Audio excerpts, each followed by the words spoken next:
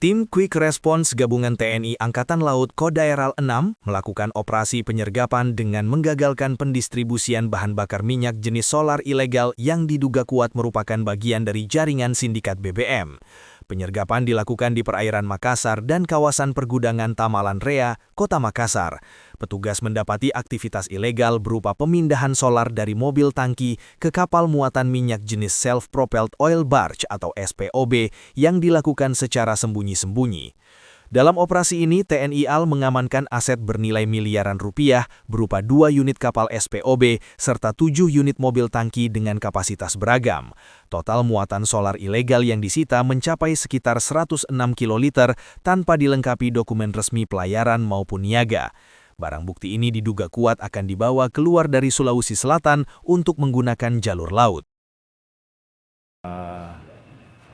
Tim reaksi cepat dari Kodaeral 6 pada tanggal 22 siang hari untuk melaksanakan pemeriksaan terhadap SPOB yang dicurigai melakukan kegiatan ilegal penyalahgunaan bahan bakar subsidi.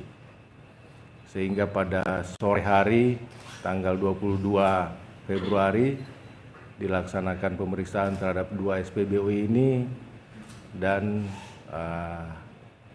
ternyata benar di atas kapal ada muatan HSD yang tidak dilengkapi dengan dokumen yang sah.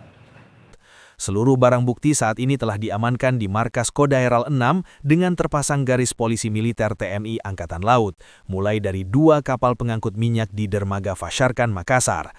Sementara terduga pelaku yang diamankan 20 orang terdiri dari ABK kapal dan sopir mobil tangki untuk menjalani pemeriksaan intensif. Menyikapi pengungkapan ini, PT Pertamina Patra Niaga mengatakan kapal muatan minyak jenis Self-Propelled Oil Barge atau SPOB yang diamankan ini tidak terdaftar serta memastikan akan memberikan sanksi tegas bagi stasiun pengisian bahan bakar umum SPBU jika ke depan terungkap dalam penyelidikan kedapatan menyuplai secara ilegal.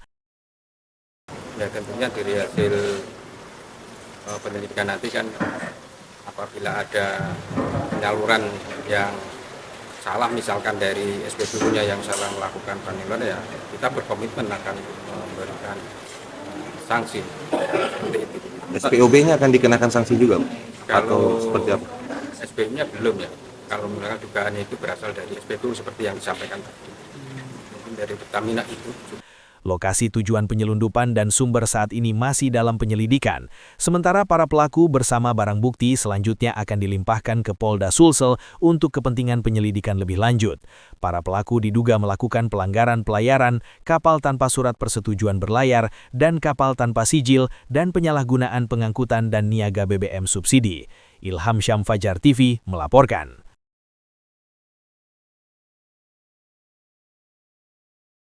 Terima kasih telah menonton. Jangan lupa subscribe, like, comment, and share. Saksikan terus informasi terbaru dengan menekan tombol lonceng hanya di channel Fajar TV.